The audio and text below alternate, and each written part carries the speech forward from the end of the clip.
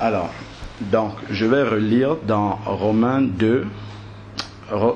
12 au verset 1.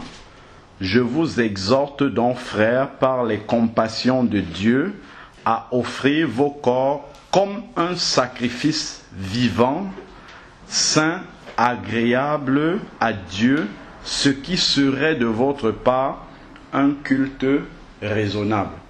Dans ce que nous avons vu dans les derniers messages, et c'est ça qui est la clé de tout, c'est que dans la nouvelle alliance, le temple de Dieu n'est plus une habitation, ce n'est plus une maison, mais ce sont des personnes. Et si nous voyons comment dans l'Ancien Testament, la place que le temple occupait dans le cœur des Juifs, le temple c'était quelque chose de sacré, c'est quelque chose, on n'accédait pas au temple comme ça. Déjà, le parvis extérieur, c'était délimité en 3 parties. Le parvis extérieur auquel le peuple avait accès, le lieu saint, là où les sacrificateurs entraient faire des sacrifices, et le lieu très saint où seul le souverain sacrificateur pouvait entrer, et encore une fois par an. Et en plus, il n'avait même pas la certitude de sortir de là. Donc, le temple, c'était vraiment quelque chose de sanctifié, c'est-à-dire mis à part pour l'Éternel. C'est quelque chose qui, regardons Daniel, quand le peuple d'Israël a été en captivité à Babylone, quand Daniel a lu le prophète Néhémie et a su que la captivité devait durer 70 ans, il a commencé à jeûner, à prier pour demander au Seigneur de retourner, non pas simplement parce qu'il voulait retourner dans son pays, mais c'était pour rebâtir le temple. Parce que le temple, c'était, c'était la raison de vivre des Juifs. Et nous savons que le peuple juif n'était que le peuple terrestre physique de Dieu, et que nous sommes le peuple spirituel de Dieu. Et donc si le temple occupait une place prépondérante de choix comme ça dans le cœur d'un juif, à plus forte raison pour nous, notre corps doit être quelque chose que nous offrons à Dieu. Comme quand David a voulu construire la maison de Dieu, c'était vraiment le projet qu'il avait le plus à cœur. Dans notre corps, c'est la chose la plus précieuse qu'on peut offrir à Dieu. L'or, l'argent, tout ça, Dieu n'en a que faire. C'est Dieu qui est le propriétaire de l'or et de l'argent. Donc tu peux donner tout ton argent à Dieu, ce n'est pas ça qui va toucher Dieu. Ce qui va vraiment toucher le cœur de Dieu, c'est que tu lui consacres toi-même, ta personne, ton corps, le temple qu'il t'a donné. Et ce que le frère vient de nous lire dans Romains 12 au verset 2, c'est que ce que tu donnes à Dieu dans ton corps, c'est un sacrifice. Et lorsque nous regardons le sacrifice de Jésus, d'abord la définition même du sacrifice, c'est renoncer à quelque chose auquel on a droit. Renoncer, c'est le renoncement qu'il y a dans le sacrifice. Donc, je sais que je peux me tresser, mais je vais renoncer à ce droit-là. Parce que j'aime Dieu et je vais assumer les conséquences. Je vais assumer ces conséquences-là en sorte que peu importe ce que les gens vont me dire, c'est ma croix que j'ai pris pour me charger. Parce que quand Jésus dit si celui qui veut me suivre, qu'il renonce à lui-même. Donc c'est d'abord le moi qui doit mourir. Si le moi est encore présent, je vous assure, vous pouvez monter, vous pouvez descendre, vous n'allez jamais pouvoir faire cela. Ça sera comme des commandements. Ça sera comme des commandements. Et je suis sûr que tant que ça sonne comme un commandement dans la tête d'une sœur, parce que le problème c'est que c'est plus les sœurs, quand ça sonne comme un commandement, la chair va réagir. Paul traite cela dans Romains 6, 7 et 8. Comment la chair réagit au commandement. Donc si on le dit comme un commandement, la chair va forcément réagir et on va entrer dans le combat. On parlait de combat tout à l'heure là. Donc en fait, ce qu'il faut savoir, c'est d'abord, est-ce que j'ai donné mon moi au Seigneur? C'est d'abord ça. Je vous assure mes sœurs que la question c'est celle-là. Est-ce que mon moi est mort à la croix? Si mon moi n'est pas mort, on peut monter, on peut descendre. Ça ne va jamais marcher. Mais à partir du moment déjà où j'ai renoncé à moi-même, je vous assure que quand tu lis la parole, si elle te dit de faire ça, tu vas le faire. Tu vas le faire sans réfléchir aux conséquences. Parce que quand je commence à réfléchir aux conséquences sur ma vie personnelle, ça veut dire que c'est ce moi-là qui s'exprime, en fait. Le moi est encore en train de dire, mais qu'est-ce que je vais devenir ? Avec cette nouvelle décision-là, qu'est-ce que je vais devenir ? Or, si le moi est mort, c'est fini. Et il n'a plus à parler. Et c'est seul l'esprit qui va marcher selon la parole de Dieu. Donc revenons encore au sacrifice. Le corps est offert comme un sacrifice à Dieu. Seigneur, je vois tout le monde faire telle chose, mais moi je reconnais en fait que j'ai un autre esprit, un esprit différent de celui des autres. Donc cette différence-là doit être manifeste. Et je vais le faire non pas parce que, bon voilà, je veux obéir à un homme, mais je le fais pour te faire plaisir, Seigneur. Pour que tu trouves ton plaisir en moi. Ce n'est pas parce que j'ai peur d'aller en enfer, c'est pas ça. Si on le fait dans cet esprit-là, c'est nul. Si on le fait par peur d'aller en enfer, c'est nul totalement. Mais l'esprit dans lequel ça doit se faire, c'est par amour à mon Sauveur. Parce que s'il me demande quelque chose, c'est parce qu'il sait que c'est bon pour moi. Jésus, lui-même, quand il était dans le jardin de Gethsémane, il demande, Père, s'il était possible que cette coupe-là, que ce sacrifice-là s'éloigne de moi. Même Jésus a pleuré. La chair de l'homme, en fait, souffrait parce qu'il voyait la croix arriver. Mais Jésus a eu la bonne réaction. Même Pierre lui a proposé, en fait c'est Satan qui a proposé par la bouche de Pierre, non, tu n'iras pas à la croix. Mais Jésus a dit non. Ce sacrifice-là, il est nécessaire, il est utile, il est indispensable pour le salut des hommes. Ça, Jésus le savait. Et c'est ce même combat que nous avons aujourd'hui. On nous parle d'un sacrifice que nous devons faire, un sacrifice qui doit être agréable à Dieu. Donc, ne pensons pas que c'est quelque chose qui va être facile. Au contraire, c'est un combat en fait qu'on va faire contre notre moi, contre notre chair. Mais le résultat, c'est que ça sera quelque chose de parfaitement agréable pour le Seigneur. Donc, si déjà vous ressentez, si les sœurs ressentent que c'est un combat, c'est une très bonne chose. Parce que ça montre vraiment qu'on est dans l'esprit du sacrifice. C'est ça que c'est dans un esprit sacrificiel en fait que ça doit se faire. C'est pas qu'on va le faire sans que ça ne nous coûte rien. Le sacrifice, si ça a coûté à Dieu son Fils unique, nous aussi, le sacrifice qu'on fait pour Dieu, ça va nous coûter. Ça va nous coûter.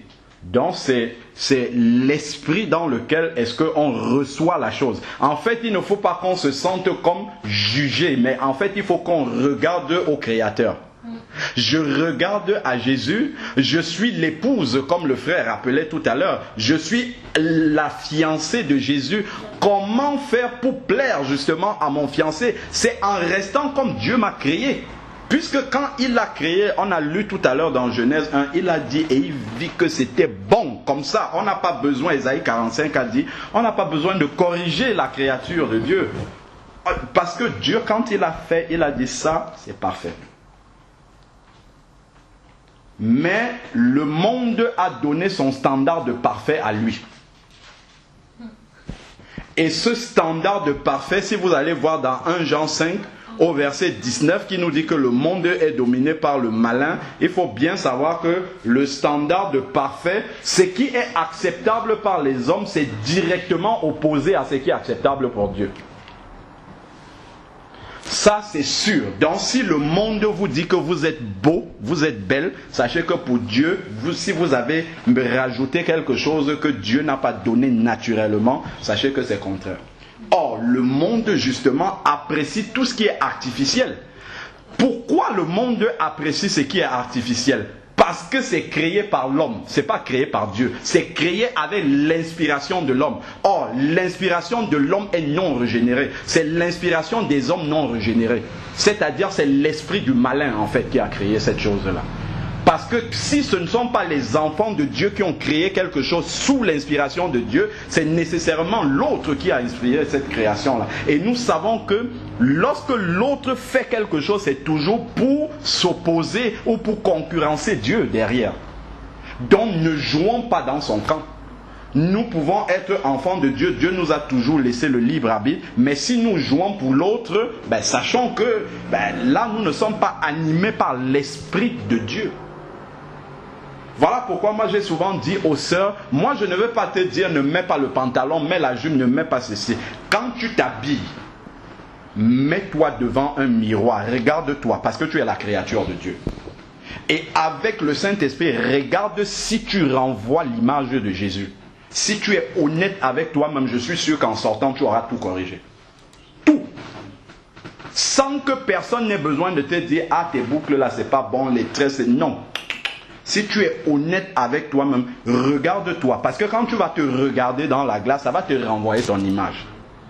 Et l'esprit maintenant qui en toi va juger l'image que tu es en train de voir devant toi. Et l'esprit va te dire si c'est ça qui est Jésus là qui a été créé. Et quand Dieu a créé l'homme, on a lu dans Genèse, il a vu que c'était bon. Regarde-toi et tu regardes si c'est avec l'esprit du monde ou si c'est avec l'esprit de Dieu que tu dis l'image que je vois là, ça reflète vraiment Jésus. Si on part dans cette optique-là et qu'on est honnête devant Dieu, je vous assure qu'il y a beaucoup de choses qui vont se régler tout seul, sans qu'on ait besoin de rappeler quelque chose à quelqu'un. Ça va se régler tout seul, parce que l'Esprit de Dieu déjà est là pour nous conduire dans toutes ces choses-là, sans qu'on ait besoin, sans que quelqu'un ait besoin de nous rappeler, parce que Dieu a dit qu'il mettra ses commandements dans notre cœur.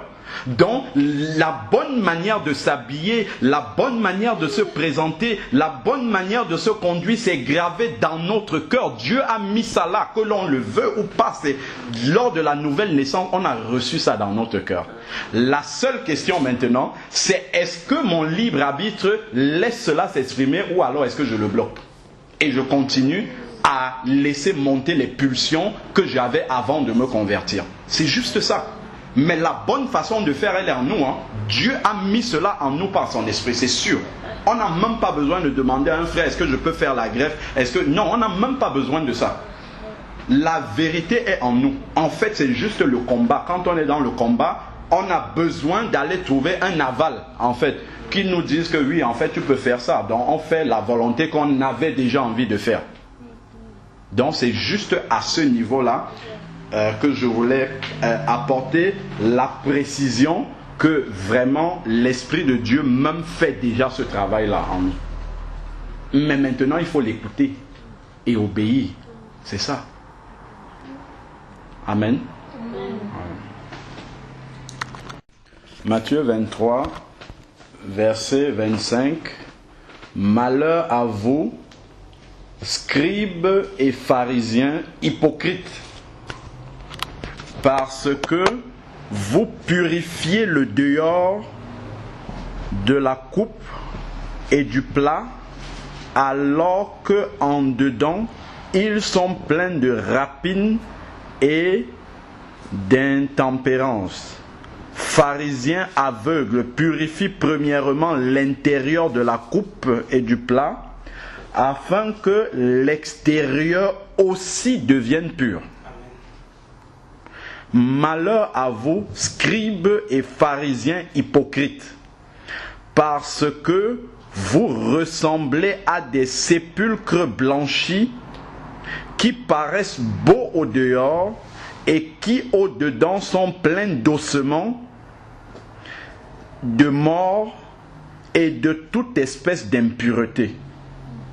Vous de même au dehors, vous paraissez juste aux hommes, mais au-dedans, vous êtes remplis d'hypocrisie et d'iniquité.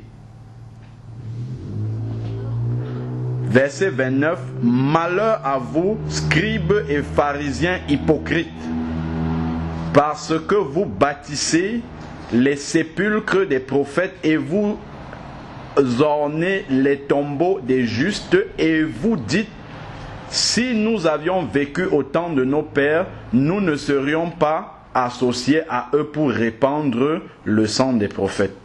Bon, je vais m'arrêter là.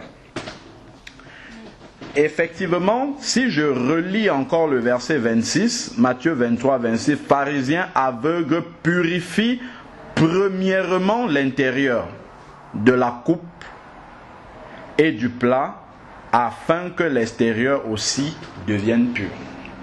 Donc, ce qu'il faut bien comprendre, c'est que entre la sanctification intérieure et extérieure, il y a un équilibre en fait. D'accord? C'est pour ça que je disais tout à l'heure qu'il n'y a pas besoin qu'on dise à quelqu'un tu dois faire ça et tu ne dois pas faire autre chose.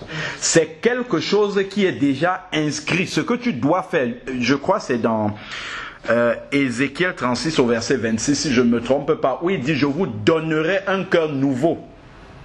Et dans un autre passage, il dit, j'écrirai moi-même mes commandements sur leur cœur. Donc les commandements, ce à quoi nous devons obéir est déjà inscrit dans nos cœurs.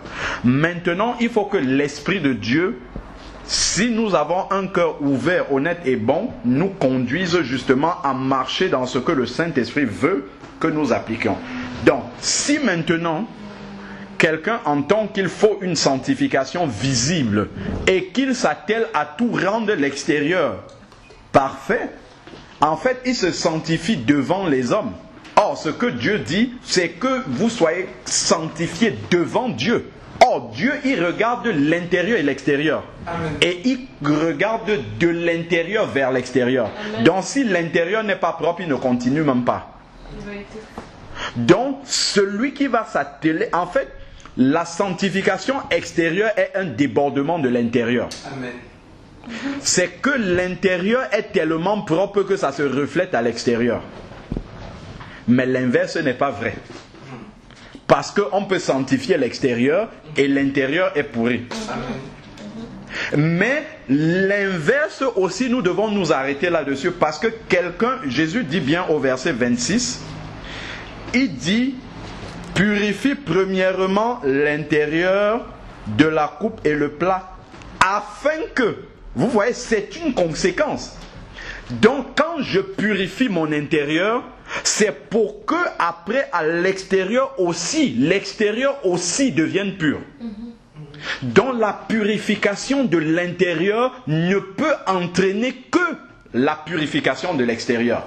Donc quelqu'un qui s'habille mal, quelqu'un qui est mal vêtu et qui me dit que son cœur est propre, c'est faux d'après ce verset-là. C'est totalement faux. Donc on ne peut pas être sanctifié à l'intérieur sans que ça ne se manifeste à l'extérieur. Donc il y a une condition. Jésus dit bien afin que l'extérieur aussi devienne pur. Donc c'est pour ça que on peut même le voir. Bon, ça n'a pas un rapport direct, mais on peut quand même le comprendre avec cette image-là. Au moment de la nouvelle naissance, la nouvelle naissance se passe à l'intérieur de nous. Ce n'est pas visible, comme il a dit dans Jean 3 au verset 6, je crois, au verset 8 plutôt. C'est comme il compare la nouvelle naissance au vent, à l'air. Quand l'air souffle, on ne voit pas on ne voit pas l'air, c'est invisible, mais on voit les effets de l'air. Ça aussi, le vent passe ici, on va voir les verres commencer à bouger ou à tomber, ainsi de suite. Donc on voit les effets de la nouvelle naissance dans la vie de celui qui l'a expérimenté. Mais la nouvelle naissance en elle-même, on ne la voit pas parce qu'elle est à l'intérieur. Mais qu'est-ce que Dieu demande? Comme premier acte d'obéissance après la nouvelle naissance, il demande d'entrer dans les eaux du baptême et ça c'est visible. C'est pour que nous matérialisons à l'extérieur le changement qui a eu lieu à l'intérieur de nous. Donc Dieu veut toujours les deux, toujours, intérieur et extérieur. Et l'intérieur implique l'extérieur. On ne peut pas prendre le baptême d'eau par immersion si on n'est pas né de nouveau. Ça n'a aucun sens. Le baptême d'eau par immersion qui est visible, la matérialisation visible du changement qui s'est produit à l'intérieur de nous. Donc c'est une conséquence, le baptême d'eau par immersion qui se passe à l'extérieur. C'est une conséquence de la nouvelle naissance qui, elle, s'est passée à l'intérieur. De la même façon, la sanctification extérieure, la présentation extérieure de la femme, des frères, ainsi de suite, c'est le reflet de ce qui est à l'intérieur. pour que ça soit vrai devant Dieu. Parce que notre sanctification, ce n'est pas devant les hommes. Et c'est ce que Jésus reprochait aux pharisiens. C'est qu'il faisait tout cela pour plaire aux hommes. Mais quand on le fait pour Dieu, on sait que de toutes les manières, si je montre à l'extérieur ce qui n'est pas le reflet de l'intérieur, Dieu sonde les reins et les cœurs. Il saura que c'est faux, c'est totalement faux. Et qu'on est dans le péché même de le faire.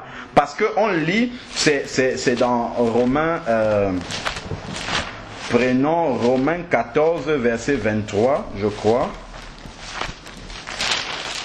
Il y a quelque chose qui est très important aussi à savoir. Romains 14, verset 23. Mais celui qui doute au sujet de ce qu'il mange est condamné. Bon. Parce que sa conduite ne résulte pas de la foi. Or, tout ce qui ne résulte pas de la foi est péché. Bon, ce verset-là, on l'explique encore d'une autre façon. Enfin, dans d'autres traductions, c'est « ce qui ne résulte pas d'une conviction est péché ». Donc, si tu appliques, par exemple, je ne sais pas moi, on te dit d'enlever, je ne sais pas trop quoi. Si tu le fais alors que tu n'es pas convaincu dans ton cœur, en fait, tu es en train de pécher contre Dieu. Donc, il faut d'abord rester devant Dieu dans la prière et demander à Dieu de te convaincre. Là, tu vas faire sans avoir le sentiment que tu es en train d'obéir à des hommes. C'est pour ça que si aujourd'hui on démontre, je discutais encore de ça dernièrement avec Linda, je disais, si on dit aux sœurs par exemple, ok, vous pouvez mettre les pantalons, mais seulement les pantalons de femmes. Si une sœur qui avait jeté ses pantalons courts à Zara ou à Pinky ou à H&M et remplit encore son armoire de pantalons, ça veut dire qu'en fait elle n'était pas convaincue du tout. Elle avait fait ça pour plaire aux hommes, pour obéir aux hommes. Alors que si vraiment c'était la conviction du Saint-Esprit, qu'on monte, qu'on descende, c'est comme ça. Elle a fait parce qu'elle est pleinement convaincue. Mais on a bien retenu avec Matthieu 23 au verset 26 que Dieu veut les deux, intérieur et extérieur. Et il commence toujours à travailler de l'intérieur vers l'extérieur. Mais il y aura toujours et toujours une incidence à l'extérieur. Parce que le problème c'est toujours ça. Quand on parle de sanctification extérieure, des fois on va à l'extrême. Quand on parle de sanctification intérieure, d'autres disent qu'il n'y a que ça. Donc, celui qui dit qu'il y a aussi la sanctification intérieure, en fait, malheureusement, souvent, le diable nous conduit à dire qu'il n'y a que la sanctification intérieure, ce qui n'est pas bon. En fait, ce sont les deux. Et c'est une implication naturelle. En fait, on n'a même pas besoin de le dire. Si je suis propre, quelqu'un qui est vraiment habité par le Saint-Esprit ne peut pas s'habiller dénudé, c'est pas possible. Lui-même, le Saint-Esprit en lui, il va se sentir mal à l'aise totalement. Mais s'il te dit qu'à l'intérieur de moi, sauf si vraiment c'est un nouveau converti qui ne sait pas. S'il te dit à l'intérieur de moi, vraiment, il y a l'esprit, il y a l'onction de Dieu qui est à l'intérieur de moi remplie, mais tu le vois là avec la mini-jupe, tu la vois, là il y a un vrai problème. C'est que c'est un autre esprit, c'est pas l'esprit de Dieu. Et ça, on le voit encore avec la parole. Donc, effectivement, parler de la sanctification extérieure, il faut commencer par l'intérieur et amener les gens vers l'extérieur. Il ne faut jamais qu'il y ait un seul des deux discours. Toujours les deux. Toujours. D'ailleurs, c'est ce que Jésus a fait. Il a parlé aux pharisiens, mais il n'a pas dit aux pharisiens que ce que vous montrez à l'extérieur, c'est totalement faux. Ce qu'il leur reproche, c'est qu'à l'intérieur du cœur, c'est mauvais. C'est ça qu'il reproche. C'est ça. C'est que l'intérieur du cœur est mauvais, mais il montre un autre visage à l'extérieur. Il ne dit pas que le visage qui montre à l'extérieur est mauvais. Donc, quelqu'un qui est dans son cœur a cette propreté de l'esprit et qui aussi au dehors est propre, c'est celui-là qui vraiment est agréable à Dieu. Mais si quelqu'un est vraiment propre à l'intérieur et il dit ce n'est pas la peine d'être propre à l'extérieur, il y a un problème là-dedans. Il y a un problème. Soit vraiment, c'est pas vraiment l'Esprit de Dieu qui l'anime, ou alors il a court-circuité, il a dit à l'Esprit de Dieu, je te permets de travailler jusqu'à telle limite avec moi. au-delà de cette limite-là, je n'en veux plus.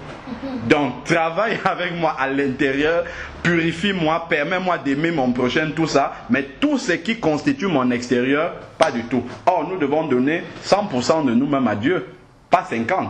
L'intérieur. Et on laisse l'extérieur. Non, c'est 100%, comme il dit, intérieur et extérieur. Et pour moi, il n'y a pas opposition entre les deux. C'est totalement complémentaire. Voilà, c'est complémentaire. Ça, c'est vraiment... Oui, Serge. Oui, j'ai deux passages en fait. Jérémie 20, à partir du verset 12. Jérémie 20, verset 12.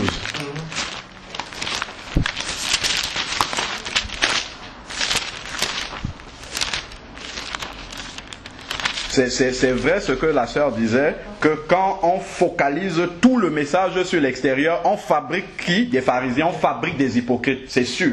Parce que les gens vont tout faire pour paraître beau à l'extérieur, mais à l'intérieur, il y a sûrement des choses qui manquent. Alors que quand on instruit les gens vraiment déjà de l'intérieur, quand on commence à leur parler de la sanctification extérieure, en fait c'est une suite logique, quoi. Ils le comprennent logiquement. Ils le comprennent logiquement parce qu'on a travaillé déjà l'intérieur avant. Mais si on commence à travailler l'extérieur, c'est normal, la chair va réagir. Parce que la chair n'a pas été préparée déjà à l'intérieur à recevoir ce qui va venir pour l'extérieur. Amen. Dans Jérémie 20, verset 12. L'Éternel, le maître de l'univers, met le juste à l'épreuve, il examine les reins et le cœur. Amen, amen, amen. Ce que tu dis. Et en fait, donc Colossiens 2. Colossiens 2, oui. Dans ça c'était Jérémie 20 au verset 12. Ok. Oui. Colossiens 2. Colossiens 2 à partir du verset 8. Colossiens 2, verset 8.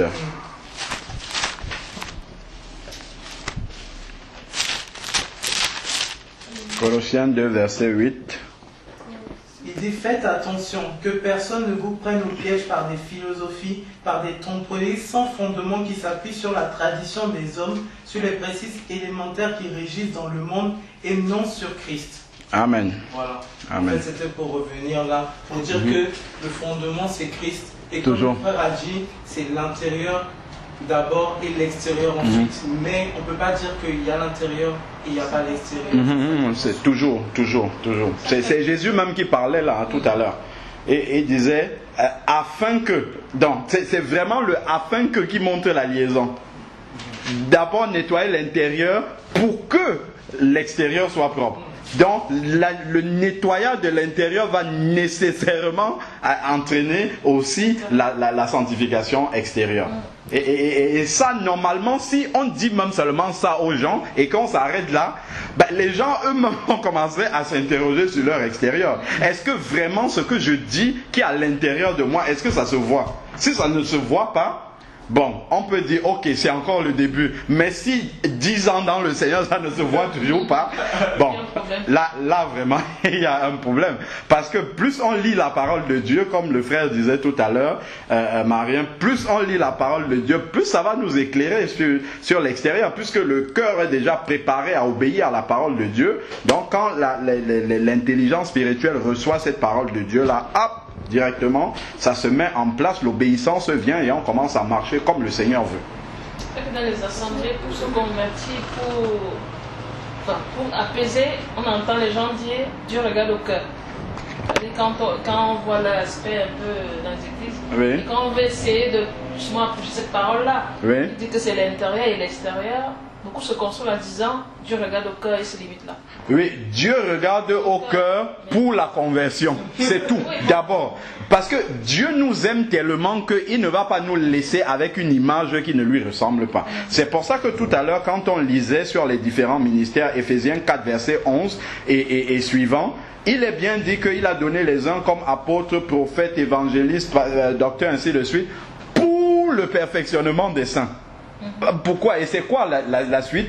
Pour que nous atteignions la stature parfaite de Jésus. C'est-à-dire que nous puissions refléter Jésus extérieurement et intérieurement. Donc tous les ministères, c'est pour nous amener à cette stature parfaite de Jésus. Or, Jésus est l'image parfaite de Dieu. Je crois même que la Bible dit qu'en lui est manifestée, je crois que c'est dans Colossiens 2, verset 9, toute la plénitude de la divinité. Donc, en Jésus, on voyait Dieu manifester. Et le Seigneur veut également que son épouse reflète son image. Donc, s'il y a des corps étrangers qu'il n'a pas donné à la création de la personne, ça ne fait pas partie de l'image parfaite que Dieu veut que nous ayons. Donc, une fois qu'il nous a pris tel que nous sommes, en regardant juste notre cœur, c'est-à-dire, puisque pour devenir un enfant de Dieu, qu'est-ce qu'il faut? Il faut juste la foi dans le sacrifice de Jésus. Donc, il regarde dans ton cœur. Est-ce que tu as la foi? Ok, oui. Je crois même que c'est ce que Philippe a dit à l'eunuque. Si tu crois dans ton cœur, donc Dieu, il regarde effectivement au cœur, mais au moment de la conversion. Il voit ton cœur, et bon, ok, tu acceptes Jésus. D'accord. La parole a donné le pouvoir de devenir enfant de Dieu. Jean 1,12. Maintenant que tu es enfant de Dieu, le chantier commence. Il commence dans le travail de restauration, comme le frère a dit, restauration de son image à lui, que tu avais quand tu étais bébé en naissant. Parce que quand tu étais bébé, tu es né vraiment comme Dieu voulait. Donc il va te restaurer parce que tu es né avec la semence d'Adam. Donc chaque jour que tu passes sur la terre, tant que tu n'es pas converti, la semence d'Adam se manifeste, s'agrandit en fait en toi. Tu vois? Donc chaque jour qui passe, tu t'éloignes en fait de ton Créateur tant que tu n'es pas converti. Maintenant que tu entends la voix de Dieu, le Seigneur va te faire aller en sens inverse maintenant, que tu redeviennes encore bébé. Il parle même de la nouvelle naissance. Donc tu vas redevenir bébé d'abord. Avec cette image-là, maintenant il te fait grandir non plus avec la semence d'Adam, mais avec la semence de Jésus. Tu vois, et tu vas grandir maintenant pour ressembler de plus en plus à Jésus et non ressembler de plus en plus à Adam. Parce que celui qui n'est pas converti va ressembler de plus en plus à Adam qui est pécheur.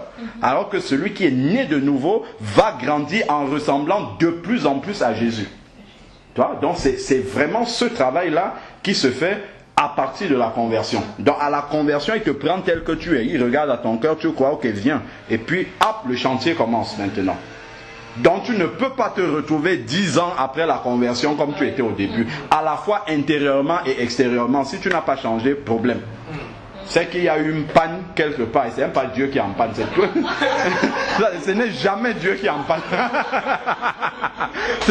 Dieu n'est jamais en panne dans son chantier, ni en retard. Si le chantier est en retard, c'est que c'est toi qui as bloqué l'avancement des travaux par ta désobéissance. Et ça, on a un exemple aussi dans la parole avec les Israélites. L'image des Israélites, c'est vraiment l'image de la nouvelle naissance du chrétien. Nous savons que l'Égypte représente le péché, la vie dans le péché, la vie des gens qui ne sont pas convertis. Ils étaient esclaves avant de nous convertir. Nous étions également esclaves du péché. C'est l'image des Israélites en Égypte.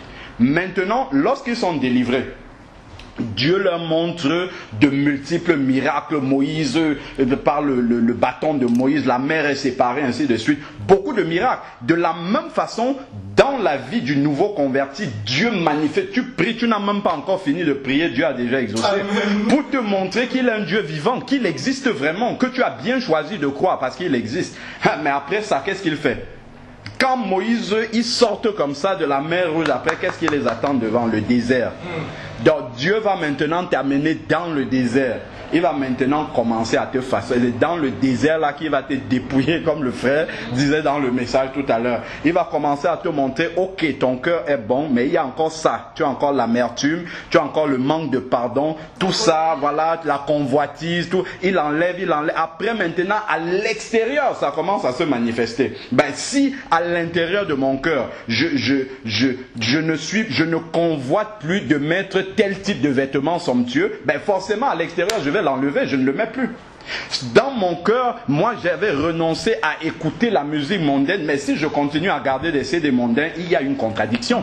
Donc la correction intérieure dans le cœur aura une incidence à l'extérieur. Je vais devoir faire un acte à l'extérieur pour montrer à Dieu que je suis d'accord avec le travail qu'il est en train de faire dans ma vie. Donc, les Israélites sont entrés comme ça dans le désert pour que Dieu les dépouille. Parce qu'ils sont sortis d'Égypte.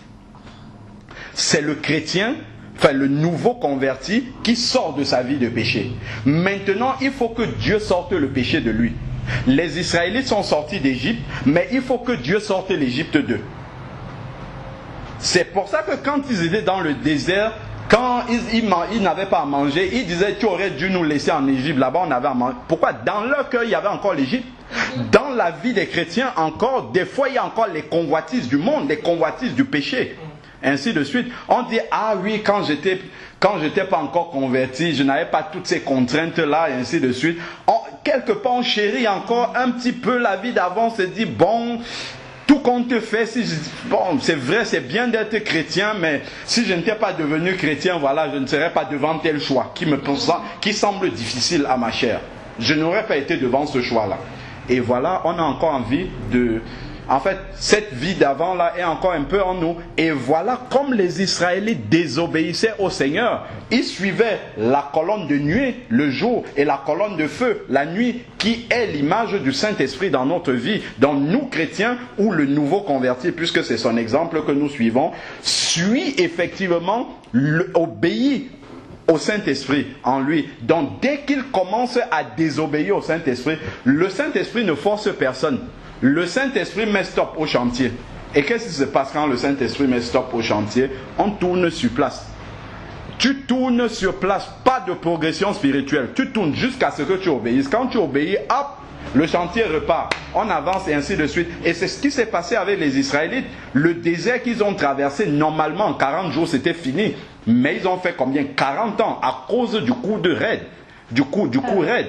Ils tournaient sur place. La colonne de nuée les faisait tourner sur place. En fait, c'est l'image de notre désobéissance.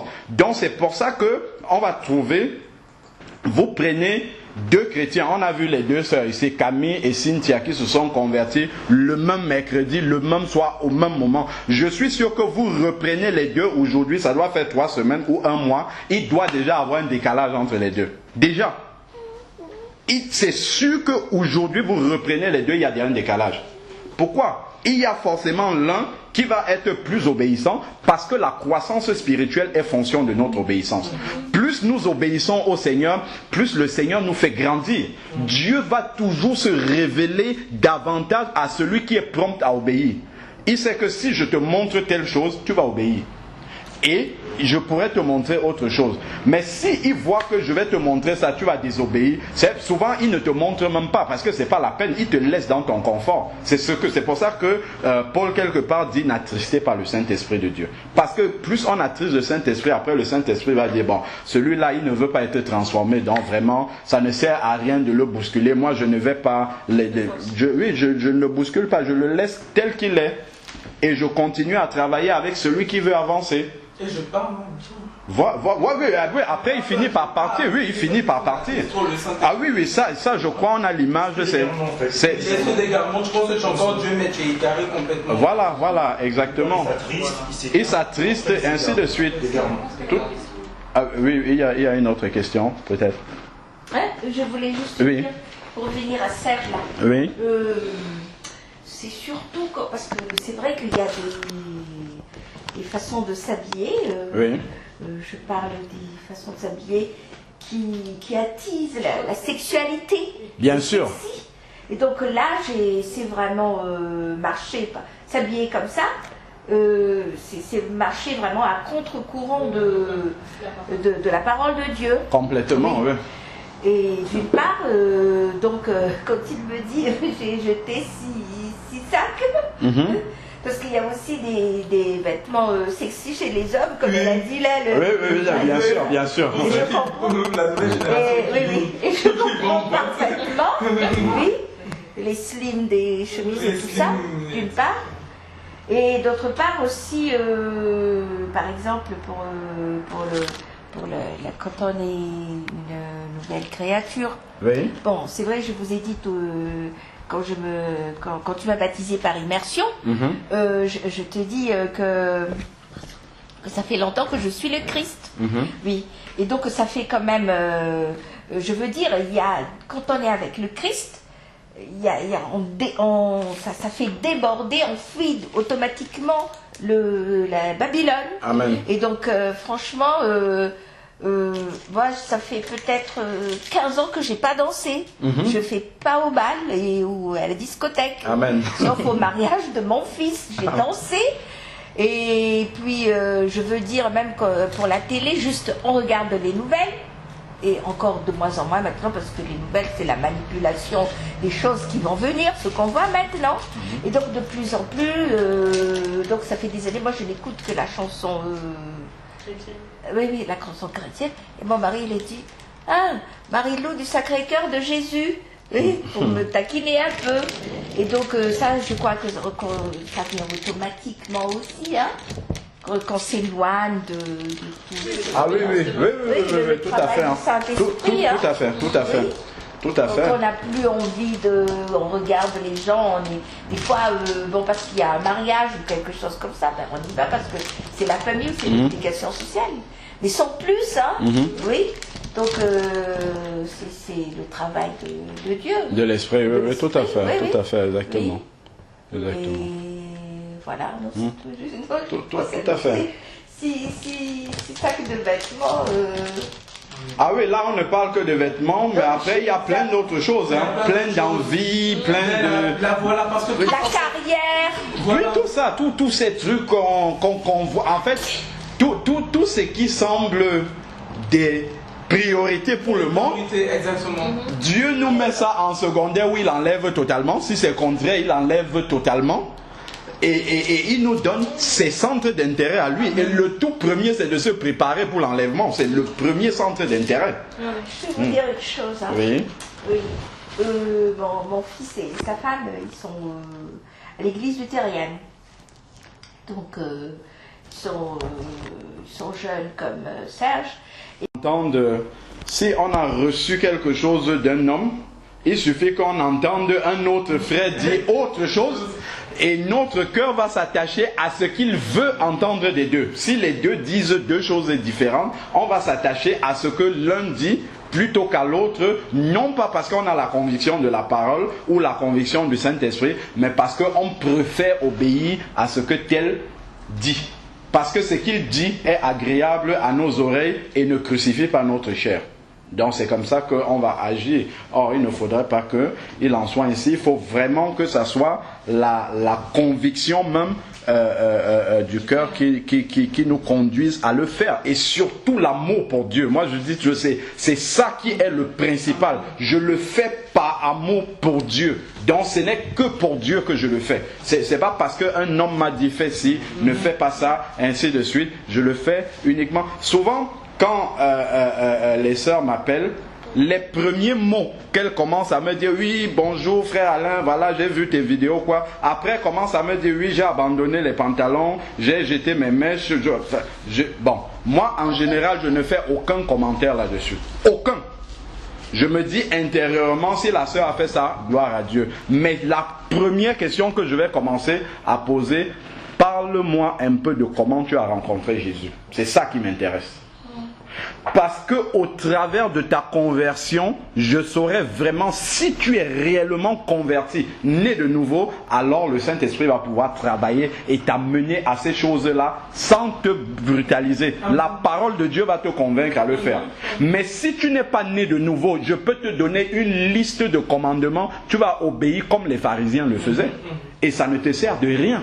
Donc, quand tu commences à parler, la sœur va te dire, j'ai jeté les pantalons, jeté ci, jeté les mèches. Dès que tu discutes un peu, il y a une sœur qui m'a appelé là, elle m'a parlé de ces choses-là, j'ai commencé à lui, le Saint-Esprit, elle m'avait même réveillé un dimanche matin, et j'ai commencé à lui parler, et le Saint-Esprit m'a poussé à lui parler de la conversion, et notamment de la repentance. Je lui ai fait presque une prédication sur la repentance en sortant du sommeil. Et après ça, on a prié ensemble. Et elle me dit, je viens l'après-midi prier avec vous. On était là l'après-midi, je n'ai pas vu la soeur arriver. Je l'appelle dans la semaine. Je lui dis, mais tu ne m'as même pas dit que tu ne venais pas. Tu as eu des problèmes de transport. La soeur me dit que non. La prédication que tu m'as fait au téléphone là, j'ai compris qu'il fallait d'abord que je mette en ordre certaines choses avant de venir. Pourtant, elle a jeté les pantalons, elle a tout jeté déjà. Qu'est-ce qu'elle doit encore mettre en ordre? Elle a compris que l'essentiel n'était pas là. quand j'ai commencé à lui parler vraiment de la conversion, du salut, de la repentance et tout, elle a compris que, aïe, j'ai fait tout ce qui était extérieur, mais à l'intérieur, il y a encore des choses à changer. Jusqu'à présent, la sœur n'est pas encore venue. Je l'ai eu dans la semaine. Elle me dit qu'elle est encore en train de se préparer vraiment, quoi, de préparer son cœur, de passer vraiment par la vraie conversion, la vraie nouvelle naissance. Parce que sûrement, elle n'avait peut-être pas encore entendu parler d'une vraie conversion, mais tout de suite, elle a entendu tous les messages, enlever les pantalons, les tissages, tout ça. Bon, elle s'est dit, ok, c'est ça qui me manquait seulement. Elle a tout enlevé. Elle se dit que c'est bon. Quand je lui parle du salut maintenant, oula, elle se rend compte qu'elle n'y est pas. Donc il faut qu'elle aille d'abord à l'essentiel. Il faut d'abord qu'elle aille à l'intérieur. Et après, la matérialisation de l'extérieur viendra. C'est comme, moi je vais donner juste un témoignage. Moi aussi au début, je laissais pousser mes cheveux souvent et les gens me disaient non, c'est pas bien, pourquoi tu laisses pousser tes cheveux et tout. Quand j'étais dans une église comme ça, à un moment, j'ai coupé mes cheveux, j'ai essayé de changer, mais selon la chair, comme le frère a dit. Il n'y avait pas de repentance réelle. C'est ça d'abord. Je n'avais pas abandonné tout le monde. Quelque part, j'étais encore dans mes petites. Mais bon, je lui ai dit, bon, comme tout le monde dit ça, vraiment. Ça doit être ça. Comme tout le monde dit. Tout à fait. Un homme doit pas se couper. J'ai vu les passages, j'ai vu tout ça, mais dans mon cœur, je ne vais pas tout laisser. Amen. Mais avant que je rencontre Patrick, on était par téléphone 2 mois avant que je le voie, il était seul dans ma chambre. Et c'est là que le travail du Saint-Esprit a commencé. Amen. Et c'est là que moi-même, et quand j'ai vu les autres qui étaient dans mon église, bâtiment Guillemets, ils m'ont dit, mais comment, bon, dis-nous, parce qu'on sait que tu as eu le Saint-Esprit, mais tu es reparti dans le monde après. Je dis, mais de toute manière, il n'y a pas la vraie repentance. Là, c'est ça. Il faut tout abandonner, tout. Dire que ma vie, c'était rien, Seigneur. Même tout ce que j'ai gagné, même la beauté que les hommes voient, même ce que je vois, je suis rien. Amen. Enlève tout, lave-moi, Seigneur. Je veux le ciel. Je veux pas le monde, je veux le ciel. Amen. Et quand on regarde à ça, tout ce qu'on nous dit, moi c'est après que j'ai vu, ces 2 fois je voyais les Georges et tout, bon 2 fois je dis, bon je l'écoutais prêcher, je disais, bon lui ça va, il prêche bien, mais c'était pas ça, moi j'étais dans ma chambre, j'étais au pied du Seigneur, j'étais dans ma chambre, et même ce que les gens disent, j'écoute, je faisais pas attention à ça, je faisais plus attention à ce que Dieu disait, et après quand quelqu'un vient et confirme par la parole, je dis, mais gloire à Dieu. Amen, ça te confirme. Mais c'est la croix, c'est la chair. Quand la parole de Dieu vient à établir. Amen, amen. Il n'est pas là pour caresser notre chair. Ça c'est... Prenons un peu Colossiens 2. Colossiens 2, verset 20. On va même commencer plus haut. Colossiens 2, verset 16.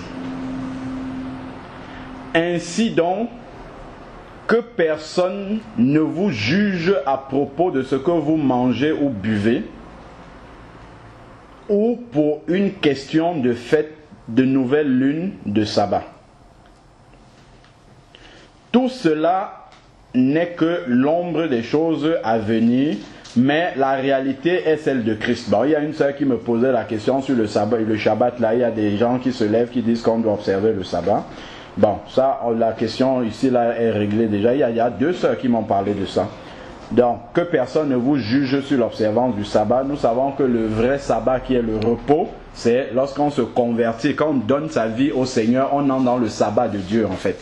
Bon, mais c'est pas ça qui nous intéresse là. Verset 18. Que personne, voilà, ça c'est ce qui nous intéresse ici. Verset 17 déjà. Tout cela n'était que l'ombre des choses à venir, mais la réalité est celle du Christ. Voilà. Que personne sous prétexte d'humilité ou d'un culte des anges ne conteste à gré le prix de la course. Un tel homme s'abandonne à ses visions, il est enflé d'un vain orgueil par ses pensées charnelles, au lieu de s'attacher au chef par qui tout le corps soutenu et rendu cohérent par les jointures et les articulations, grandit d'une croissance qui vient de Dieu. Grandit d'une croissance qui vient de Dieu. Amen. Bon, maintenant verset 20. Si vous êtes morts avec Christ au principe élémentaire du monde, vous êtes morts avec Christ au principe élémentaire du monde, dans ce à quoi le monde accorde de l'importance. Vous êtes morts à cela en tant qu'enfant de Dieu. C'est-à-dire que la convoitise, vous n'avez plus de convoitise pour ces choses-là. Les choses sur lesquelles, qui ont de la valeur pour le monde, vous êtes morts à cela. C'est-à-dire que ce n'est plus des centres d'intérêt pour vous. C'est comme des choses qui n'existent plus pour vous. En fait, vous n'êtes plus attaché à ces choses-là. Après, maintenant, il dit, mais si vous n'êtes plus attaché à ces choses-là, pourquoi ? Comme si vous viviez dans le monde, c'est-à-dire comme si vous viviez encore comme des personnes attachées à ce monde-là, vous laissez-vous imposer ces règlements, ne prends pas, ne goûte pas, ne touche pas. Toute chose vouée à la corruption, toute chose est vouée à la corruption par l'usage qu'on en fait. Il s'agit de préceptes et d'enseignements humains. Donc même dans ces trucs-là, on peut donner ces enseignements-là comme humains en fait. Pas avec la pensée de Dieu. Donc même si on va dire, ma soeur ne met plus le tissage, ne met plus si ce n'est pas communiqué dans l'esprit de Dieu, ça sera vraiment un enseignement humain. Et l'enseignement humain va produire la désobéissance. Ça va exciter la chair. Et où ça va produire l'hypocrisie, soit la désobéissance, soit l'hypocrisie. Donc c'est pour ça qu'il faut toujours que ça soit donné dans l'esprit, avec l'esprit qui l'accompagne. Il s'agit de préceptes et d'enseignements humains, verset 23, qui ont, il est vrai, une apparence de sagesse. Parce que quand quelqu'un vient te dire ça, effectivement, tu vois que c'est ce que Dieu veut. Donc la sagesse est vraiment là-dedans. Mais il dit c'est une apparence. Parce que même la personne souvent peut venir, mais pas dans le sens vraiment de te communiquer la pensée de Dieu. Mais il vient dans le sens de te mettre sous un joug. Et ça souvent, on ne fait pas attention à cette manière de communiquer aussi la volonté de Dieu. Donc c'est pour ça qu'il faut toujours qu'on soit équilibré. Là, on n'est pas en train de dire qu'on doit désobéir, hein, mais on est dans l'esprit avec lequel il faut communiquer le message. Alors, donc, en tant que culte volontaire, humilité et rigueur pour le corps, mais qui ne mérite pas d'honneur et ne contribue qu'à la satisfaction de la chair. Voilà, donc tout dépend du but là où la personne veut t'amener. Donc c'est pour ça qu'il faut toujours trouver ce juste équilibre-là. Donc, à partir du moment, j'insiste toujours dessus, à partir du moment vraiment où on est né de nouveau, le Saint-Esprit va nous amener à sa fréquence, à sa vitesse, à lui, si on le laisse faire. Parce que s'il nous dit faire ça et qu'on ne fait pas, c'est là où ça va s'arrêter. Mais si on le laisse faire, il va nous faire travailler, avancer dans le sens de la parole de Dieu jusqu'au bout. Tout ce qu'on doit éliminer, là on aura éliminé, mais avec une joie dans le cœur d'obéir. C'est la joie, parce que moi je vois le jour où j'ai arrêté de danser la musique. J'étais tellement content d'entendre les musiques qui me faisaient, qui m'ensorcelaient. Moi je vais même utiliser cette expression-là. D'entendre ces musiques-là chanter, je suis assis, je regarde les gens danser, je dis ils n'ont rien compris. Je suis tellement content parce que c'est pas un homme qui m'a dit de faire ça. Je suis content parce que je sais que c'est l'Esprit de Dieu qui m'a poussé à le faire et je sais que Dieu prend plaisir à ma façon de faire. Et quand je suis en train de voir les gens danser, je ne suis pas aigri, mais je prie pour eux. Je ne suis pas en train de dire mais pourquoi ils font ça? Ils n'ont pas encore compris. Non, je n'entre pas dans... Je sais que c'est pas bien, mais je ne vais pas entrer parce que Dieu a aussi pris patience envers moi. Quand j'étais dans cette désobéissance-là, Dieu a pris patience. Donc si Dieu se comportait comme moi également, mais moi je n'aurais pas été éclairé de cette façon-là. Donc quand je vois ces gens-là, je vais commencer à prier. Et si Dieu me permet, je vais essayer d'abord de les amener au salut. D'abord. Avant d'aller dire à quelqu'un ne mets pas ta boucle d'oreille, ne mets pas tel pantalon, s'il n'est pas converti, souvent les chrétiens font cette erreur là. Tu vas trouver un païen, tu lui dis enlève ta boucle d'oreille, il sait pourquoi il doit faire ça. Non, il ne comprend pas. Toi tu as l'esprit de Dieu qui te pousse à le faire, mais lui n'a pas le même esprit. Mais tu vas lui demander de faire ça. C'est comme si c'est le président de la République qui se met à la télé, qui donne un décret, dit que c'est comme ça, vous n'avez pas le choix. Donc forcément, sa chair va tomber en rébellion et dire que mais celui-là, qu'est-ce qu'il veut me dire? Pourquoi? Est-ce qu'il est mon père? Est-ce qu'il est ma mère? Ainsi de suite. Pourquoi il me donne des ordres? Alors que si on commençait d'abord par l'amener au salut, il accepterait Jésus comme son sauveur parce que Jésus est mort à la croix pour lui, mais il accepterait aussi Jésus comme son Seigneur. Donc il va désormais soumettre sa volonté à celle de Jésus. Or la volonté de Jésus est donnée par sa parole. Donc quand il va devenir un enfant de Dieu, si tu lui amènes la parole de Jésus, il va se soumettre non pas à toi mais à cette parole-là. Et là maintenant, il va obéir non pas à toi mais à la parole, donc à Jésus. Et il sera content d'obéir parce qu'il n'obéit pas à un homme, mais il obéit à la parole de Dieu. Et ça, c'est une meilleure façon d'amener quelqu'un à obéir. C'est pour ça qu'il ne faut pas se fatiguer avec l'évangile du marteau, mais il faut donner vraiment la puissance de l'esprit quand on communique le message. Ça va convaincre les gens sans avoir besoin de dire, bon, allez, hop, on va ouvrir le catalogue. Pas de mèche, pas de pantalon, pas de rouge à lèvres. Ça va produire la mort, ça va produire la mort. Mais il faut s'assurer d'abord, les gens sont nés de nouveau. Première chose. C'est comme ça, nous, dans notre église. À un moment, quand on portait les bouts et tout, on nous réunissait et disait, à partir de demain, tous les garçons, t-shirt là, les filles, puis le tissage blond. C'est quoi le problème? Mais là, on va demander, mais c'est quoi le problème? Du jour au lendemain comme ça, donc vous ne voyez pas ça depuis. Non, mais c'est pour ça, il faut arriver vraiment à trouver comment. C'est sûr que Dieu veut nous amener à ça. Mais maintenant, l'humain va interférer d'une manière charnelle pour amener l'homme à obéir. Et c'est là que le problème peut se poser. Parce que nous savons tous quelle est la volonté de Dieu. Mais maintenant, pour amener à l'obéissance à la volonté de Dieu, c'est là où le problème va se poser. Et malheureusement, on risque de perdre des personnes dans ce chemin-là. Parce que certains vont se rebeller et vont laisser tomber. Et ça, c'est dommage.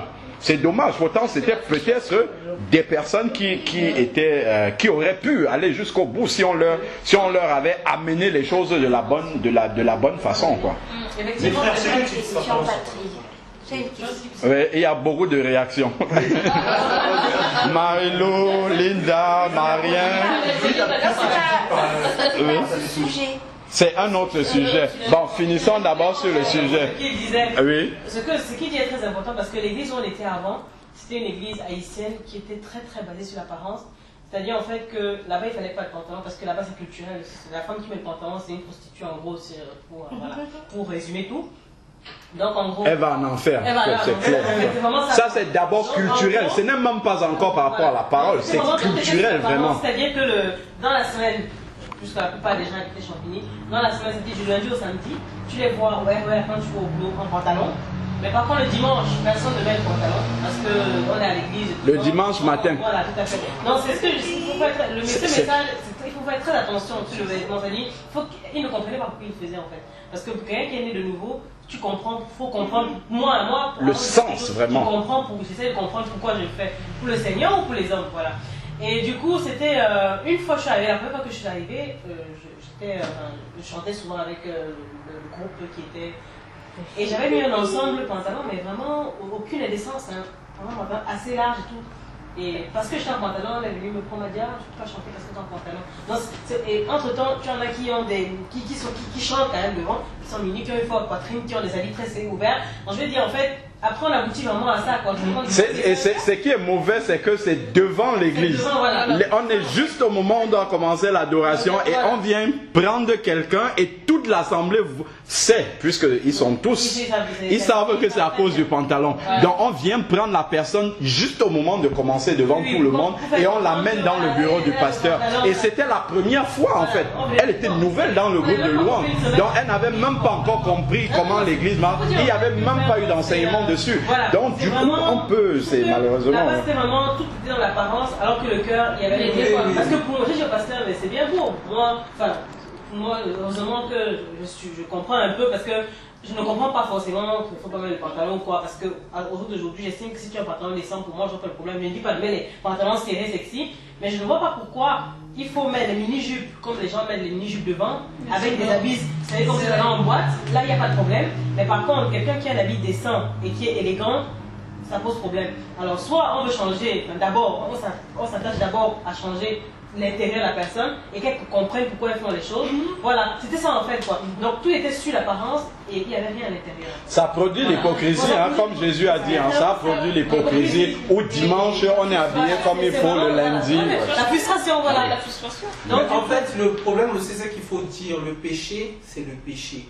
Comme l'autre fois je disais hier avec mes frères, si on sait que tu es dans le péché, on te dit clairement que tu es dans le péché. Maintenant, on ne va pas faire de ça une chanson. Oh matin, pourquoi non, tu as porté le pain. Non, on te laisse, mais il faut que tu saches. Ça veut dire que maintenant, voilà, toi c'était pas le cas, mais dans les églises c'est pas le cas, mais aujourd'hui il y a des gens aussi sous prétexte qu'on dit le péché, oh non, vous jugez, non. C'est pour ça, c'est pas la manière, le problème c'est la manière, c'est ça. C'est ça. C'est là où il y a le problème. Si on dit qu'il faut se présenter bien devant le Seigneur n'est pas là seulement le dimanche à l'église. Exactement. Si tu ne mets pas le pantalon, moi je suis pour, si tu ne mets pas le pantalon, il ne faut pas que je vienne te trouver chez toi. Même en train de dormir, ton pyjama ne doit pas être. Il y a une soeur qui m'a appelé ici, qui m'a parlé de ça. Elle me dit que elle a laissé les pantalons, tout ça, mais un jour, elle était. Elle est à Londres là-bas et c'est les colocations. Donc un jour elle est en, je sais pas comment on appelle encore ça, pyjama, tenue de chambre en fait. Oui, en pyjama, mais sous son pyjama elle a un cycliste, je crois, et elle traverse comme ça avec elle traverse dans l'appartement. Ses voisins ne sont pas chrétiens, enfin les colocataires ne sont pas chrétiens. On lui dit mais c'est toi qui nous as dit ici là qu'on ne met pas, le mec. Qu'est-ce que tu fais là avec? Donc ça a commencé à la discréditer, tu vois. Donc il faut une totale cohérence. Il faut rester cohérent. C'est pour ça que la conviction est très importante. Parce que si c'est Dieu qui t'a convaincu, je t'assure que même si tu es dans tes toilettes enfermé dans le noir, tu seras comme ça. Parce que tu sais que c'est Dieu qui t'a. Mais si c'est que c'est pas la force d'un homme, on a martelé, tu as fini par obéir. Il y aura toujours ce combat parce que la convoitise est toujours là. Le problème c'est la convoitise en réalité. C'est ça qu'il faut tuer, voilà. Donc le problème il est là véritablement. Donc c'est pour ça qu'il faut arriver à trouver comment amener. Pour plaire. C'est comme moi avant je ne comprenais pas pourquoi on n'avait pas le droit par exemple à mettre des slims. Quand j'étais dans ma chambre je dis mais Seigneur pourquoi on n'a pas le droit de mettre des slims si je porte un slim et tout. Donc quelque chose m'a dit, mais si tu mets un slim, c'est pourquoi? C'est quoi le but en fait? Parce que c'est là que tout change en fait. Quel est le but? Pourquoi tu mets un slim?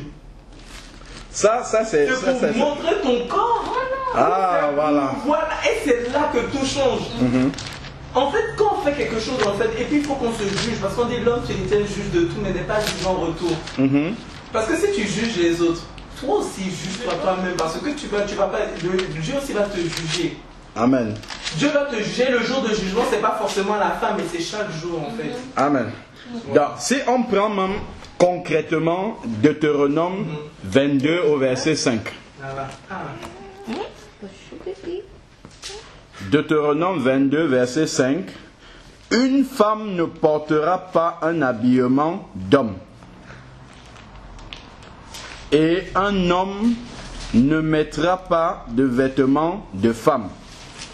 En effet, quiconque fait cela est en horreur. Je crois que dans d'autres versions, c'est est en abomination à l'Éternel ton Dieu. Amen. Je relis encore Deutéronome 22, verset 5.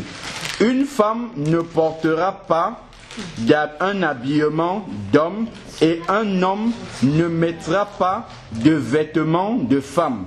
En effet, quiconque fait cela est en horreur à l'Éternel, ton Dieu. Quand on médite bien dans ce texte-ci, il est beaucoup plus profond que les gens ne le pensent, en réalité. Parce qu'il y a même une conséquence spirituelle, là, dans ce texte-là. Parce que l'idée derrière ce verset-là, c'est que la femme ne doit pas porter les vêtements d'homme et vice-versa. Et l'idée ici, le message en fait derrière, c'est elle ne doit pas s'habiller comme ça pour remplacer la personne.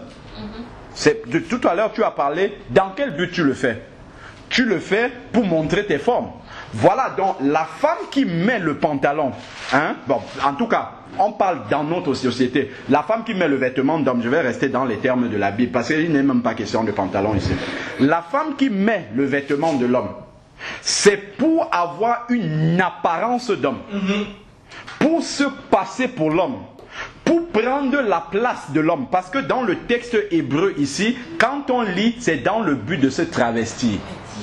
C'est ça l'idée dans ce verset-là. Dans le but de ressembler à l'homme, dans le but de prendre la place de l'homme, dans le but de prendre l'autorité sur l'homme. C'est ça qui est dans ce verset. Et les gens n'ont pas compris cela. Les gens sont restés sur l'apparence physique. Mais c'est beaucoup plus profond. C'est pour ça que quand les gens ne comprennent pas le sens spirituel des choses, on commence à taper les versets sur la tête. C'est comme ça, quand j'ai commencé à bien méditer sur la question du voile, j'ai compris que mais la question du voile, elle est beaucoup plus profonde qu'on ne le pense. C'est une question spirituelle qui nous ramène dans le jardin d'Éden. C'est pas qu'une question d'apparence comme ça, je mets le voile ou je ne mets pas. C'est une question spirituelle qui nous renvoie jusqu'à... Parce que souvent on voit les versets comme ça, on dit, oh Dieu dit ça, on ne comprend pas pourquoi il dit ça. Mais en fait, Dieu est déjà en train de prémunir la femme comme l'homme du fait de se travestir, du fait de vouloir ressembler. Justement, la femme ressemblait à l'homme, ou l'homme ressemblait à la femme pour tomber dans l'homosexualité. C'est pour ça, parce que Dieu ne fait jamais rien pour rien. Il ne dit pas ça juste comme ça parce qu'il veut dire. C'est parce qu'il y a un danger. Et justement, une fois que tu transgresses ce que Dieu dit, c'est une porte ouverte pour la séduction de Satan, pour qu'il t'amène beaucoup plus loin dans la transgression. C'est pour ça qu'il faut comprendre. Bon, maintenant, il dit que l'homme ne mette pas le vêtement de la femme et que la femme ne mette pas le vêtement d'homme. Pour ma part, il ne faut pas partir plus loin que ce que la Bible dit. Jésus mettait des robes ou pas? Jésus mettait des robes. A-t-il enfreint ce commandement-là ou pas? Non. Donc c'est un commandement qui s'adapte selon la société là où nous sommes. C'est obligé de s'adapter. Parce que Jésus, si on dit que c'est une robe pour femme, point à la ligne, ça veut dire que déjà même lors des noces de l'agneau, où il dit qu'il va nous donner une robe, moi je serai toujours Alain Patrick. Je suis un garçon, il me donne une robe. Pourquoi? C'est pour ça, oui, bon, ok, d'accord. Ok, on ne sera plus des garçons, mais il choisit de nous donner les robes quand même. Bon, ok, d'accord, ok, d'accord, ok. Mais quand même, on voit que dans Luc 16, quand le riche voit Abraham, il dit Père Abraham, il reconnaît quand même que ça c'est Abraham. Donc je serai Alain Patrick quand même. De ce point de vue, après je sais que je ne serai plus homme ou femme, mais on sera comme les anges, comme la Bible l'a dit. Mais en fait, je veux dire que ce qu'il faut bien associer à ces versets-là, pour ne pas tomber dans un légalisme où on fait les choses sans comprendre pourquoi Dieu les donne, il faut qu'on puisse l'associer toujours au contexte. Si je vais par exemple, je ne sais pas, il y a des pays où des hommes mettent les pagnes. Si toi tu t'habilles d'une façon différente, pour eux tu seras en scandale. C'est ça, il ne faut pas être en scandale. Si tu es un homme et tu mets des vêtements de femme dans la région où tu es, tu seras un scandale pour eux. Et Dieu, je crois c'est dans 1 Corinthiens 10 au verset 32, il dit ne soyez pas en scandale ni aux Grecs, ni aux Juifs, ni à l'église de Dieu. Donc notre habillement ne doit pas être un scandale pour les autres. Est-ce que si tu mets un pantalon de femme décent, tu es un scandale pour les femmes en France? Question. Donc on tombe dans un légalisme, tu iras en enfer, ce sont des commandements d'hommes ça. Il faut regarder les versets tels qu'ils sont, tels qu'ils sont écrits. Le pantalon dans ce contexte-ci n'existe pas encore. Donc maintenant, est-ce que si moi je vais à Zara ou à je ne sais pas, H&M, j'achète un pantalon de femme, j'entre ici là, tout de suite vous allez voir que c'est un pantalon de femme. Vous allez dire Alain Patrick, c'est quoi ça? Tu veux ressembler à ta femme? Tout de suite. Mais je serai en pantalon, vrai ou faux? Je suis en abomination à Dieu ou pas? Je suis en abomination à Dieu parce que j'ai un pantalon de femme où je veux ressembler et prendre la place de ma femme. Et à partir de ce moment-là, je garde ce pantalon, je sors dans la rue, des homosexuels vont me draguer. Et je peux tomber dans l'homosexualité comme ça. Voilà pourquoi Dieu veut éviter ces choses-là. Il faut aller à la racine pour comprendre vraiment pourquoi Dieu donne ces choses-là. Au lieu de prendre seulement le marteau et taper comme ça sur la tête et dire femme pas de pantalon, l'autre robe. Non, il faut comprendre. Dieu, la parole de Dieu, c'est pas par hasard. C'est pas un ensemble de commandements marteau comme ça. Non, Dieu il construit une maison où il met chaque chose à sa place. Je ne dois pas mettre un pantalon d'homme parce que si je mets, je vais être un scandale.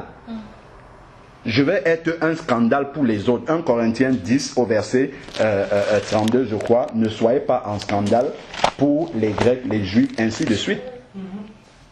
Dans un autre contexte, regardons par exemple, j'ai un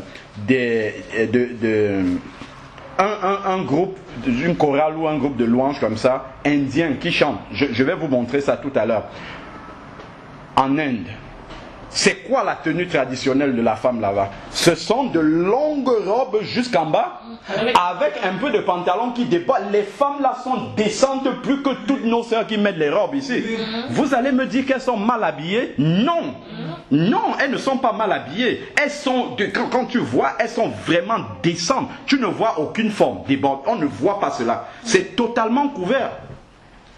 Donc on entre dans des légalismes en fait qui finalement on ne met pas le doigt là où il faut mettre le doigt. Oui. C'est ça finalement. Je parle spécialement de la question du pantalon. On ne met pas le doigt. Depuis que j'entends les gens dire ne pas mettre les pantalons, je n'ai pas encore entendu, sûrement ça doit exister, quelqu'un qui met le doigt vraiment sur ce que Dieu dit. Et ce doigt-là, c'est l'homosexualité, le travestisme, c'est tout ça qui est derrière l'autorité de la femme sur l'homme. Tout est dans ce verset-là.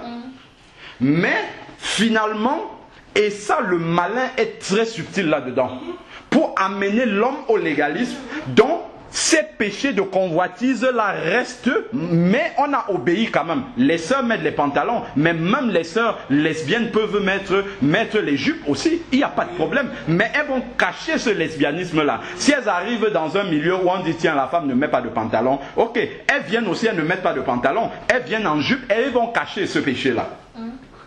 Pourtant, déjà, si on les avait laissées venir comme ça, dans leur habillement, on aurait vu déjà qu'elles veulent être masculines. Et on aurait discerné que cette sœur, si elle a un problème. Mais là, on lui a déjà dit apparemment comment elle doit s'habiller pour ne pas choquer. Donc, elle va entrer dans cette coquille-là et cacher son péché. Réussir à cacher son péché et être au milieu des enfants de Dieu. Si vraiment l'Esprit de Dieu n'est pas là pour ouvrir les yeux vraiment à ceux qui ont le discernement de l'Esprit, pour dire que bon, malgré comme tu es habillé là, je vois quand même qu'il y a tel péché dans ta vie, elle va continuer à vivre comme ça. Dans le monde, ça existe ça. Oui. Dans le monde, moi je travaillais dans la vente et tout. Quand nous on avait des tranches, je me rappelle, il y avait des tranches par exemple qu'il n'y avait pas chez les hommes ou il n'y avait pas chez les femmes. Aujourd'hui, les gens ne se gênent pas. Ils vont dire qu'un tranche, tu ne vois pas. Que c'est une tranche d'homme, pas une tranche de femme. Mais comme tu as dit, c'est le tout spirituel qui est derrière. Oui. Au début aussi, je disais, mais oh, qu'est-ce que les gens racontent? Il ne faut pas qu'il y ait les pantalons de femmes, il y a les pantalons de trucs, tu peux t'habiller décemment. C'est vrai que tout ça c'est bien, mais je me suis dit, dans notre société actuelle en fait, moi c'est comme ça que l'esprit m'a parlé. Je dis dans notre société, parce que j'ai beaucoup de sœurs, Dieu m'a donné la grâce d'avoir beaucoup de sœurs. Je dis, mais il dit, quand tu vois tes sœurs avec le soi-disant pantalon que on nous montre ici là. Parce que les hommes, en fait, comme tu dis, ils ne voient pas l'aspect spirituel. C'est vrai qu'il y a l'aspect spirituel, il faut qu'on mette le fondement par rapport à l'aspect spirituel. D'abord, oui. D'abord, il faut commencer à monter. C'est tout ça. Mais le pantalon dans notre société actuelle, en fait, n'est pas du tout décent. N'est pas du tout décent. Et même voilà, c'est ça même la question alors. Et même des sœurs qui portent des pantalons en neige, j'ai vu très larges, on voyait leur forme quand même. On se retournait comme ça, on voyait leur forme quand même.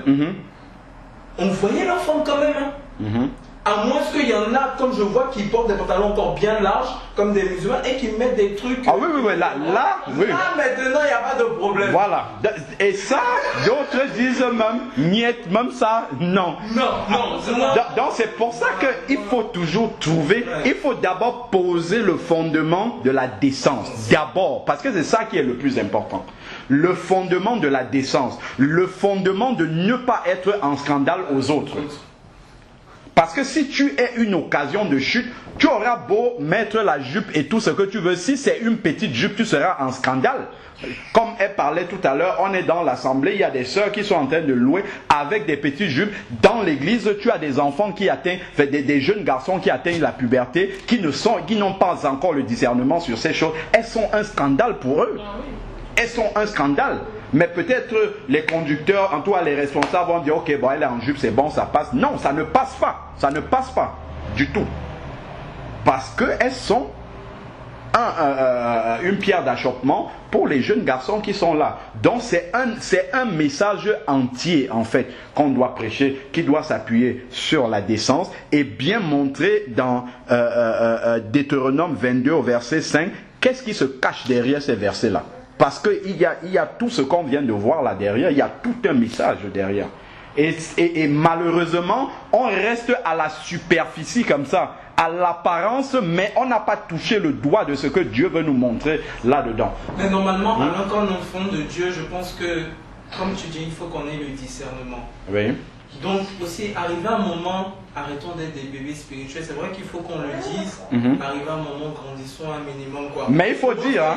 Il faut dire, oui. Quand on nous donne un message, éprouvons quand même les esprits, comme le frère a donné le passage. Oui. Donc, quand on arrive, on te dit oui, une femme ne doit pas mettre, une femme ne doit pas faire, une femme ne doit pas faire ceci. Après toi, si tu es un réel enfant de Dieu, tu as une réelle repentance, tu vas demander au Père. Amen, amen. C'est ça qui n'est pas fait justement. Voilà. Parce que les sœurs obéissent par peur finalement. Elles obéissent par peur et ça c'est pas bon. Maintenant, si c'est pas la parole de Dieu, après tu dis Seigneur, montre-moi une parole, voilà, je vais venir expliquer et tu, peut-être tranquillement, pas dans l'assemblée, tu expliques au frère, mais voilà, mais si le frère voit que c'est la parole de Dieu et il ne veut pas de truc, après, qu'est-ce qu'on fait? Une fois, deux fois, trois fois, on est témoins et puis après on s'en va. Voilà, c'est ça. Mais malheureusement, souvent, les sœurs n'ont pas cette démarche-là. Elles vont seulement entendre quelqu'un, il va dire, oh, c'est l'enfer, tout ça.